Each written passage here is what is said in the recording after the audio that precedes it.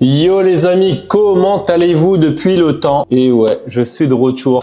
Enfin, j'en pouvais plus. On va pas discuter de ce qui m'est arrivé, tout ça, vous le savez, hein, problème de santé qui m'a poussé forcément à devoir stopper les vidéos, à faire un petit break. Bon, bah, c'est des choses qui peuvent arriver à tout le monde, hein, malheureusement. J'ai morflé de fou. Pour ceux qui savent pas encore, j'avais eu un abcès au huc. Je vais vous dire, quand ils mettent les mèches là, je crois que c'est la pire douleur que j'ai eue de ma vie. Clairement, c'est la pire douleur que j'ai eue de ma vie. Je le souhaite à personne. Enfin bref, on s'en fout. Dans cette vidéo, comme vous l'avez vu dans le titre, on est là pour parler détection, parce qu'avant tout, cette chaîne était une chaîne de détection de métaux. D'ailleurs, je kiffais faire ça, tout ça, mais vous savez qu'en France, la détection de métaux, c'est pas si facile que ça. Et justement, aujourd'hui, bah, c'est de ça qu'on va parler. Donc, je vais vous expliquer, pour ceux qui arrivent, qui sont nouveaux sur la chaîne et qui veulent se lancer dans la détection de métaux, qui regardent un peu sur Google, YouTube, tout ce qui est réseaux sociaux pour savoir les lois pour la détection de métaux, etc. Et ben aujourd'hui, les gars, je vais tout vous expliquer et je vais également vous dire ce que moi, j'ai eu comme souci à cause de la détection de métaux. Donc, avant de vous lancer, regardez bien cette vidéo jusqu'au bout parce qu'il y a des choses super importantes à connaître avant de vous lancer dans la détection de métaux, parce que c'est pas un loisir qu'on peut faire n'importe comment. Allez, c'est parti. Donc, pour ceux qui arrivent, qui sont nouveaux sur la chaîne, moi en fait, je tenais une chaîne de détection de métaux où je m'éclatais à faire des vidéos. Clairement, je prenais mon appareil, des appareils comme celui-ci, je sortais dans des champs, dans des forêts, évidemment où j'avais les autorisations. Je vais vous expliquer ça un peu plus tard, mais oui, il faut des autorisations pour sortir. Donc évidemment, vous pouvez pas aller dans le terrain ou dans la forêt de Pierre, Paul et Jacques sans avoir demandé l'avis au propriétaire. Donc voilà, je vous embarquais avec moi lors de mes sessions de détection. Je me libérais entre guillemets, je discutais un peu, puis après je voyais vos réactions en commentaire, tout ça, c'était une bonne partie de rigolade. Et c'est sûrement ce que vous pensez aussi quand vous allez vous lancer en détection, c'est de prendre un appareil, trouver plein de trucs sous terre hyper cool et prendre un bon bol d'air. Et ben oui, c'est ce que vous pouvez faire, mais derrière cela, il y a énormément de choses que vous devez respecter et je vais vous dire ça tout de suite. Donc la première, quand vous vous lancez en détection de métaux, surtout allez bien regarder sur Google et machin et tout pour regarder les lois, parce que c'est pas un loisir qu'on peut faire n'importe comment. Moi, je vais vous en parler là tout de suite pour que vous compreniez un peu le système et je vais vous expliquer aussi comment acheter son appareil, parce qu'il faut pas forcément prendre le haut de gamme pour sortir des trucs de fou. Vous allez voir que même avec un appareil tout basique, on peut sortir des dingueries. Donc là, je vais commencer par vous expliquer un peu le principe d'achat du premier appareil, parce que forcément, il y a des gens, ils se disent ouais, il faut acheter le haut de gamme pour tout de suite trouver des trucs de fou et tout.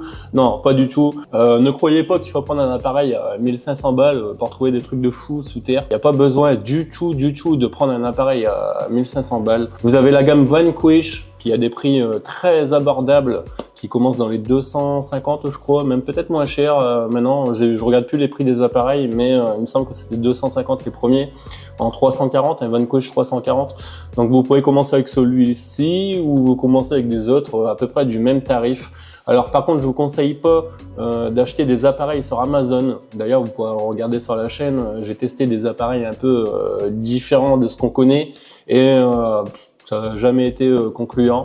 Donc je vous conseille vraiment pas d'acheter des appareils sur Amazon, à part peut-être le Nocta Find X et le Nocta Find X Pro, qui sont des appareils, comme vous pourrez le voir sur la chaîne YouTube aussi, où j'ai testé, qui sont des bons appareils pour débuter, mais voilà, c'est limité en termes de configuration, de paramètres, etc.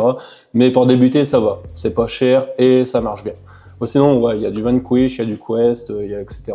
C'est des appareils que vous pouvez acheter vraiment pas cher et qui sont quand même bien fonctionnels. Donc voilà, vous avez ces appareils-là pour commencer. Il faut pas forcément prendre un appareil à 1500 balles comme les Deus 2, etc. En fait, ces appareils-là, ils vont trouver les mêmes choses que ceux à 300 balles. C'est juste qu'il y a plus d'options sur ceux à 1500 balles. En gros, vous allez pouvoir plus sélectionner le type de cible. Ils seront peut-être plus légers, il y aura peut-être plus d'autonomie, enfin bref. Mais avec un appareil à 300 balles, vous allez trouver exactement les mêmes choses. Donc perso, j'ai fait des tests de profondeur. appareil à 1500 balles, il trouve exactement la même profondeur qu'un appareil à 300 balles. Donc faut arrêter de croire tout et n'importe quoi. De toute façon, à l'heure d'aujourd'hui, je suis plus en partenariat avec personne. Donc je dénigre aucune société de vente d'appareils ou quoi que ce soit, aucune entreprise ou rien. Il n'y a aucun appareil plus puissant qu'un autre. C'est pas vrai, faut arrêter de dire n'importe quoi. J'ai fait des tests avec un Deus 2 en termes de profondeur. Mon Legend ou n'importe quel appareil, il trouvait exactement la même profondeur. Donc voilà, déboursez pas 1500 balles dans un appareil ou même plus de 1500 balles parce qu'il y a des chiffres à 2-3 000 euros, ça sert à rien. À part si vous voulez vraiment rentrer dans les paramètres de l'appareil, bien sélectionner le type d'objet, rechercher, etc. Mais même avec tous ces réglages, vous pouvez sortir un gros ferreux 30 cm qui va sonner comme une petite pièce en argent. Donc voilà, là maintenant vous êtes au courant de ce qu'il faut acheter comme appareil et pas forcément claquer une fortune dans un appareil dès le départ. Ça vaut vraiment pas le coup. Maintenant on va passer au chapitre 2, ce qui concerne les lois. Donc moi, comme vous savez sur la chaîne, les lois, bah, ça m'est tombé dessus. Donc forcément j'ai eu des problèmes avec la justice. D'ailleurs c'est pas fini, j'ai toujours pas ma date de procès. Donc j'attends encore, mais j'ai pas peur de faire cette vidéo. De toute façon, comme je l'aurais dit, je vais continuer la détection. Je vais continuer la détection de métaux parce que pour moi ça me fait du bien. Ça me fait du bien et en plus bah, je prends l'air, je marche un peu, tout ça. En plus avec ce que j'ai eu là, ça me fait du bien de marcher, ça remuscle un peu mon corps et tout. Donc en plus je suis déjà bien baraque. Donc pour le coup en plus c'est vrai, ça fait vraiment du bien la détection. On prend l'air, on se vide la tête, on respire l'air frais. Parce que bien souvent on est en forêt ou en champ, etc. Il n'y a pas de pollution, il n'y a pas de voiture autour et tout, on est tranquille tout seul dans notre champ, il n'y a personne qui nous casse la tête. Et forcément, bah, comme on est en France, c'est pas pour dénigrer ce pays, mais c'est la vérité. Dès qu'on peut faire quelque chose de gratuit, dès qu'on peut faire quelque chose qui nous plaît, dès qu'on peut faire quelque chose qui peut rapporter de l'argent à la France, eh ben on est emmerdé. Forcément, on est emmerdé parce que oui, forcément, si on trouve des petites pièces en or et puis que l'État ne peut rien prendre dessus, eh ben ils vont nous faire chier parce que forcément en France t'as pas le droit de gagner d'argent sans que l'État grignote dedans. Et ouais, je vous le dis directement en vidéo, ceux qui me regardent, les avocats, les machins et tout, je m'en fous, c'est la pure vérité parce qu'il faut dire la vérité, hein. Ceux qui disent ouais on fait ça pour trouver des pièces, on est collectionneur, j'aime bien trouver des objets anciens. Moi c'est ce que je dis dans mes vidéos parce qu'en plus c'est la vérité, mais il faut pas se mentir. Faut pas se mentir les gars. Si on trouve 150 pièces d'or dans la vidéo, là, ceux qui regardent, dites-moi combien de personnes déclareront les 150 pièces d'or. Et oui, forcément, il y en a beaucoup qui se lancent dans la détection en croyant trouver des trésors sous terre. Et vous allez vite vous rendre compte que c'est pas du tout le cas. Moi, ça fait un bout de temps que je fais de la détection, les gars. Franchement, j'ai jamais trouvé une pièce d'or. Je vous mens pas. Je vous jure que c'est vrai. Des pièces en argent, oui, j'en ai trouvé en pagaille. Mais des pièces en or, jamais, never. D'ailleurs, ceux qui ont trouvé des pièces d'or, dites-moi juste le nombre d'années que vous faites de la détection et juste un chiffre, donc un slash, et vous marquez le chiffre de pièces que vous avez trouvé en or depuis le temps que vous faites de la détection, juste pour voir un ratio. Et comme ça, toi les petits archéos et les machins, ils vont vite se dire dans leur tête ah bah ouais, finalement on trouve pas tant de pièces d'or que ça. Et oui, ne croyez pas devenir riche avec la détection de métaux, parce que là, vraiment, si vous avez un coup de bol et premier coup de pelle, vous tombez sur un trésor, 150 pièces d'or en dedans, appelez votre femme vite, parce que je pense que vous êtes cocus les gars. Mais en général, c'est plus de la dépollution, comme vous pouvez voir dans mes vidéos. En plus, dans mes vidéos, il n'y a vraiment aucun trucage. Il y a des coupures vidéo dedans, forcément, je vais pas filmer tout la sortie, mais de toute façon, quand la DRAC et tout ça ont pris mes vidéos, les vidéos elles étaient entières. Hein. Il y avait la vidéo du début à la fin sans rush, parce que j'avais les vidéos montées avec le montage et les vidéos normales. Donc voilà, là on va revenir vraiment sur les lois. Quand vous achetez un appareil, vous avez acheté votre appareil, croyez pas partir directement dans le premier champ à côté de votre maison ou directement dans une forêt ou n'importe où, parce que vous n'avez pas le droit. Vous n'avez pas le droit tout de suite en tout cas. Il faut déjà aller voir le propriétaire. Allez voir le propriétaire, lui demander l'autorisation écrite. Vous pouvez aller regarder dans ma chaîne YouTube, il y a une vidéo où j'explique comment avoir les autorisations, etc. Et vous avez le document qui est téléchargeable.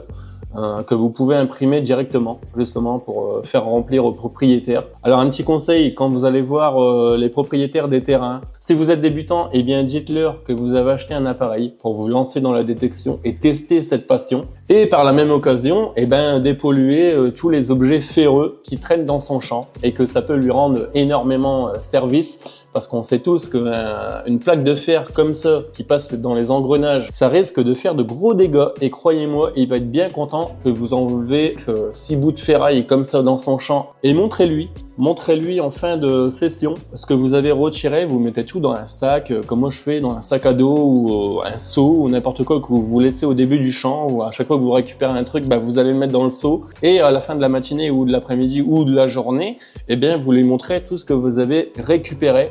Et vous allez voir qu'il va même pas en croire ses yeux. C'est incroyable ce qu'on trouve dans les champs et dans la terre et dans les forêts, etc. en ferreux. C'est un truc de fou. En fait, la planète, c'est une poubelle métallique. C'est un truc de fou. Il y a des ferreux partout. C'est un truc de fou. De toute façon, vous faites un pas, trouvez un ferreux. 2 pas, ferreux. 3 pas, ferreux. Et c'est comme ça partout. Vous pouvez prendre votre appareil, mettez tout ferreux, vous allez voir, il va biper tous les mètres. C'est incroyable ce qu'on peut retirer de la planète en ferreux. Donc une fois que vous avez fait ça, eh bien, vous allez à votre mairie, la mairie de la commune, de la ville où vous êtes. Vous allez demander une autorisation de détecter dans la ville où vous êtes. Ensuite, le maire va vous faire une autorisation écrite. Il faut toujours que ce soit écrit, hein. Les trucs par mail et tout, ça marche pas. Donc vous demandez une autorisation préfectorale.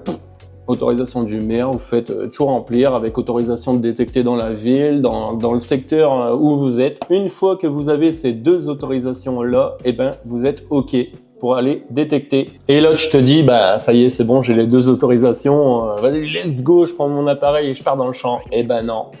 Eh ben non. Si tu crois ça, t'es encore dans la merde. En fait, il va falloir que tu déclares tout objet avant 1925. Tu vois, en gros, là, avant 1925. Dès qu'un objet dépasse 1925, moi, je croyais que c'était même avant ça, tu vois. Eh ben non. J'ai eu les infos directement des autorités. C'est avant 1925. Tout ce qui est avant 1925, tu es obligé de déclarer.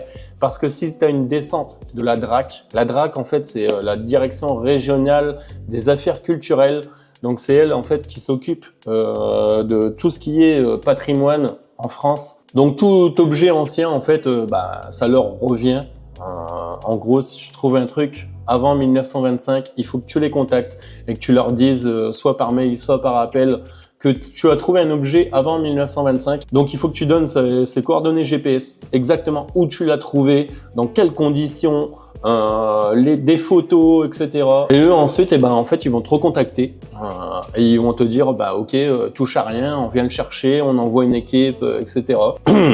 Combien de nous l'ont fait?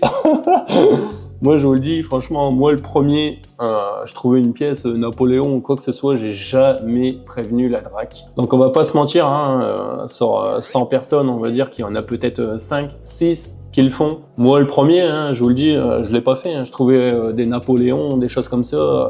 J'ai jamais appelé la DRAC pour dire que j'ai trouvé une Napoléon. En même temps, faut dire ce qui est. T'appelles la DRAC ou t'appelles les autorités quand tu trouves un truc de fou. Désolé, des Napoléons, des machins, dans le champ, il y en a 300. Donc Napoléon ou autre pièce, Lindauer, des conneries comme ça, franchement, il y en a 300 dans le champ, c'est vraiment pas ce qui manque, quoi. Moi, si je peux vous donner un conseil, un vrai conseil, d'ailleurs, c'est ce que j'ai fait et je vous recommande vraiment de pas le faire. Ça va peut-être me porter préjudice, mais je m'en fous complet, parce qu'on vit dans un pays où le dicton vivons heureux, vivons cachés est un vrai truc à retenir. Parce qu'en France, malheureusement, dès qu'il y a un truc bien dans ta vie, si tu le fais voir aux gens, tu te fais tailler. Donc, je te donne un conseil. Si tu te lances dans la détection de métaux, ne fais surtout pas comme moi. Ne fais pas de vidéos, ne fais pas de TikTok, ne fais pas de Snap, ne fais rien du tout. Fais de la détection dans ton coin et personne ne va te faire chier. Personne ne va te faire chier. Moi, j'ai fait l'erreur parce que je voulais partager une passion. J'aimais la vidéo, j'aimais faire des vidéos, j'aimais créer du contenu, j'aimais la nature, j'aimais marcher, prendre l'air libre, etc. Et ça m'a porté défaut. Et malheureusement, voilà ce qui est arrivé. Je m'y attendais, hein, je m'y attendais vraiment. Malheureusement, ça a été plus vite que prévu. Sachez que déjà, si vous vous lancez sur YouTube, il y a un grand réseau et malheureusement, dès qu'un nouveau arrive et commence à percer plus vite que d'autres, je pense qu'on se prend des taillades derrière. Donc ça fait un peu chier, je vous l'avoue. Moi, c'est vraiment un truc que je kiffais. Mais attention, j'avais dit que j'avais arrêté de la détection. Je leur ai dit aussi, c'est pas terminé. Il y a la Belgique pas loin, donc la détection reviendra un jour ou l'autre, ça c'est certain. Je pars en vacances aussi bientôt dans un autre pays hors de l'UE, donc on fera une vidéo aussi là-bas peut-être. Donc restez accrochés parce que je suis pas tout à fait éteint et je suis pas quelqu'un qu'on peut éteindre facilement comme ça. Alors voilà les amis, maintenant vous êtes au courant du choix de l'appareil, vous êtes au courant des lois. Aussi, si vous êtes près de la mer et que vous souhaitez détecter uniquement en mer, il va falloir faire pareil, l'autorisation de la mairie. Donc demandez à la mairie et au préfet si vous pouvez détecter dans la région, dans la ville où vous êtes. Mais il va falloir faire aussi une autorisation à la DDTM. Donc c'est Direction départementale terre et mer, je crois, un truc comme ça. J'ai regardé ça. Ok, c'est ça. Direction départementale des territoires et de la mer. Donc vous faites en premier, vous faites la demande à la DDTM. Donc vous allez sur internet, ça se fait en 2 secondes. Par contre, faites directement plusieurs plages. Comme ça, vous êtes tranquille. Ils vous envoient en fait une autorisation pour tous les plages d'un coup. Et vous allez porter ça à la mairie en demandant une autorisation à la mairie pour détecter. Parce que si vous commencez par la mairie, ils vont vous demander de toute façon l'autorisation de la DDTM avant de pouvoir rédiger votre autorisation. Donc commencez par la DDTM. Donc voilà, on a passé le choix de l'appareil. On a fait les autorisations, tous les lois, etc. Un vrai conseil parmi tout ça, ne montrez rien sur les réseaux. Ça, c'est vraiment un truc qui va vous tailler en 2 secondes. En plus, sur les réseaux, je vais vous dire franchement, c'est complètement débile. Le monde de la détection sur les réseaux, surtout TikTok, tout le monde se taille, tout le monde se bouffe la gueule. C'est un délire, c'est plus belle la vie le truc. Et en plus, un truc qui m'a rendu fou, c'est que moi j'ai sauté alors que dans mes vidéos, je montrais rien. Je montrais rien du tout, parce qu'en plus il y avait rien, il y avait vraiment rien, pour le coup il y avait vraiment rien, je cachais rien, parce que la preuve quand ils sont venus chez moi en fait, il y avait rien, strictement rien, comme je disais dans mes vidéos en plus. Mais sur TikTok tu vois des trucs de fou, les mecs ils te sortent des sesterces, ils te sortent des pièces en or, en argent, tout ce que tu veux, il y en a partout, et ces mecs là, ils sont tranquilles, même sur YouTube, il y a des mecs, c'est un truc de fou, je suis pas là pour jeter la pierre sur qui que ce soit, mais sur YouTube, il y a des mecs, ils te sortent des pièces de malades et ces mecs-là, ils sont là depuis des années. Ils sont là depuis des années, on se demande pourquoi. Soit ils ont des bons copains bien placés, ou alors, je sais pas.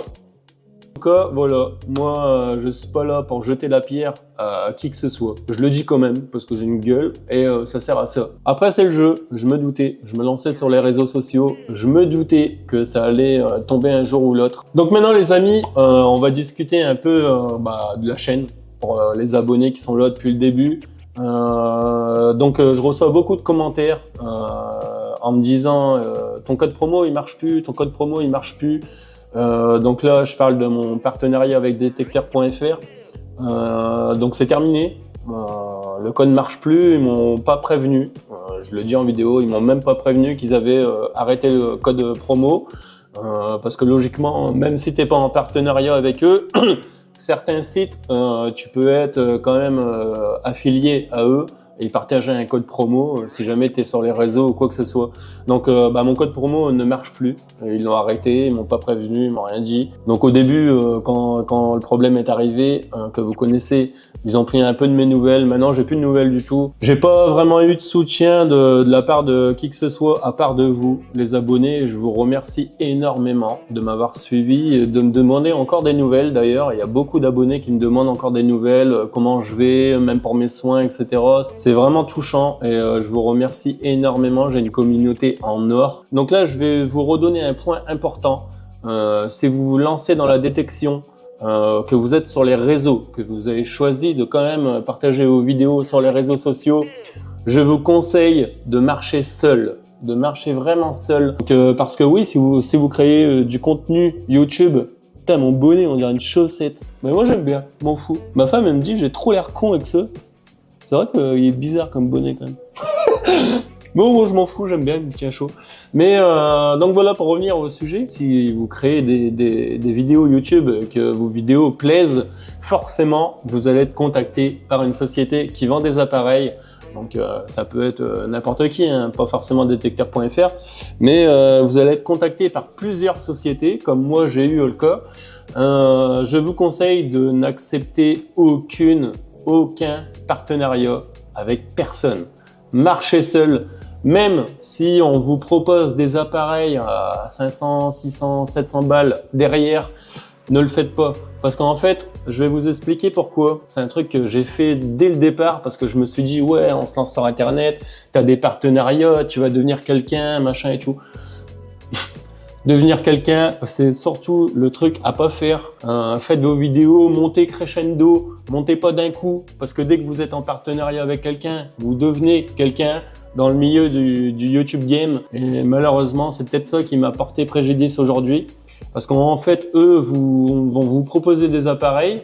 Donc forcément, vous allez tester des nouveaux appareils, vos vidéos vont être vues. Donc toi qui arrives sur Internet et qui te lance dans la détection de métaux, tu vas taper quoi sur YouTube? Bah tu vas taper nouvel appareil, machin et tout, et tu vas tomber sur les vidéos des mecs qui testent les nouveaux appareils. Donc moi ou un autre. Et du coup, ça fait monter les vues de ta chaîne. Et si tes vidéos commencent à bumper et à prendre de l'ampleur, plus ta visibilité va être grande. Mais qui va voir ça en premier? Mais qui va voir tes vidéos autre que le petit mec qui est derrière son ordinateur? Eh bien, la DRAC, qui est justement contre nous, contre les détectoristes. Et que tu commences à être quelqu'un qui partage beaucoup de vidéos de détection et qui partage beaucoup de contenu qui pousse les gens à se lancer dans la détection de métaux, eh ben, tu poses un problème.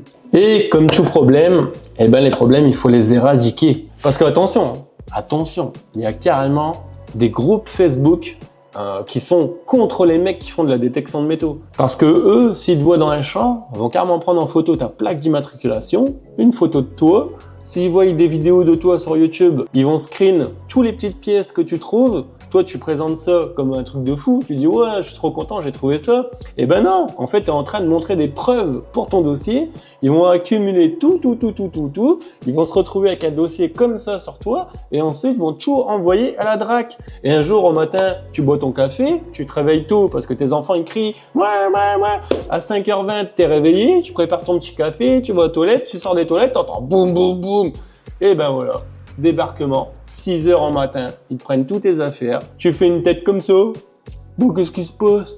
Bah tu te retrouves dans la merde. Tu te retrouves clairement dans la merde. Donc il y a des pays qui ont compris le truc, hein. Il y a des pays comme l'Angleterre, la Belgique, les States, etc.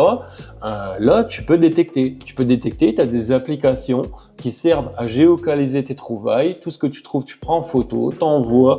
Ils sont au courant. Ils peuvent retracer des bouts d'histoire par rapport à ce que tu trouves à certains endroits. En Angleterre, par exemple, il y a le Treasure Act. Donc ça, c'est un truc, en fait, tu trouves des trouvailles, n'importe quelle trouvaille, que ce soit en or ou n'importe quoi. Donc tu le déclares. En fait, eux, ils vont faire des recherches sur l'objet que tu as trouvé par rapport au lieu, etc.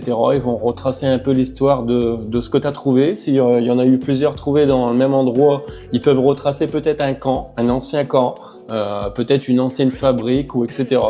Et toutes ces choses vont être présentées au musée. Le musée peut même te les racheter. Donc je te conseille de bien faire attention si tu veux te lancer dans la détection. Donc j'espère que cette vidéo t'aura rendu service, aura répondu à tes questions et j'espère que tu réfléchiras 2 fois avant de te lancer dans cette passion, dans ce loisir qui est un très beau loisir, hein. Franchement, il faut dire ce qui est. C'est un très beau loisir. On apprend des tas de choses. On est toujours surpris par ce qu'on peut trouver et franchement, même avec ses enfants, famille et tout, c'est un truc superbe à faire. Mais je te conseille de faire très attention. Comme je l'ai dit dans la vidéo, si je peux te donner un vrai conseil, c'est de ne rien partager sur les réseaux. Fais ton truc, mais en solo et tu n'auras jamais de problème. Donc voilà les amis, je suis content de vous retrouver en vidéo. Ne vous inquiétez pas, la chaîne continue. Il y aura encore des vidéos détection. Je vous le dis clairement, il y aura encore des vidéos détection. c'est pas terminé. On va aller en Belgique, on ira peut-être dans d'autres pays. Comme je le disais au début de la chaîne, tout au début de la chaîne, on va tester la détection dans d'autres pays. Quand je partirai en vacances, je prendrai l'appareil avec, je ferai des vidéos. Ne vous inquiétez pas, c'est pas terminé. Maintenant, s'il y a des partenariats qui veulent me contacter pour la détection, laissez tomber, c'est fini. Finito capito, je reste seul. En ce qui concerne la chaîne, nous, on va continuer. Là, c'est bon, je me suis remis. Part de plus belle. Dites-moi ce que vous voulez voir sur la chaîne, ça pourra me donner des idées. Donc j'avais pensé avec des vidéos urbex, mais c'est vrai que c'est pas mal vu sur internet et franchement reprendre un sujet qui est pas mal vu et en plus repartir dans un sujet où c'est vraiment strict aussi sur les lois, je sais pas, on va pas jouer avec le feu non plus. Donc dites-moi en commentaire si ça vous plaît ou pas, mais c'est vrai que c'est toujours bien d'avoir des avis. Ensuite, je voulais faire des vidéos aussi avec la petite caméra nocturne qui est là. Cette caméra qu'on avait kiffé d'ailleurs, moi en tout cas j'avais kiffé faire ça avec la vidéo, on avait vu les cerfs en vidéo, là c'était une dinguerie. Moi qui adore les animaux, j'adore ça. Donc ça j'en referai, dans tous les cas j'en referai. Mais dites-moi des endroits où on peut mettre ça. Peut-être que moi j'ai des idées dans la tête, mais peut-être que vous avez des idées de fou. Où on pourrait poser ces petites caméras là. En tout cas je suis très content de revenir sur la chaîne, ça faisait très longtemps, on dirait ça fait une éternité pour moi. Je vous remercie encore de m'envoyer énormément de messages en privé pour demander de mes nouvelles, donc ça c'est vraiment touchant de votre part. Je vois que j'ai une communauté vraiment qui me suit derrière et ça je vous remercie du fond du cœur les amis. Donc peu importe ce qu'on va faire comme vidéo sur la chaîne, peu importe sur quoi on va se tourner, je vous promets de créer du contenu en restant le plus naturel possible, en kiffant à fond le truc qu'on fera, peu importe ce que c'est, on va toujours kiffer, on va prendre un plaisir à faire ce qu'on fait et à créer du contenu de qualité avec des belles images. En plus j'ai tout le matos qui est revenu là, je suis super content. Donc je vous dis à très bientôt les amis et big up à tous, prenez soin de vous surtout, la santé c'est très important. On se dit à très bientôt les amis. Peace.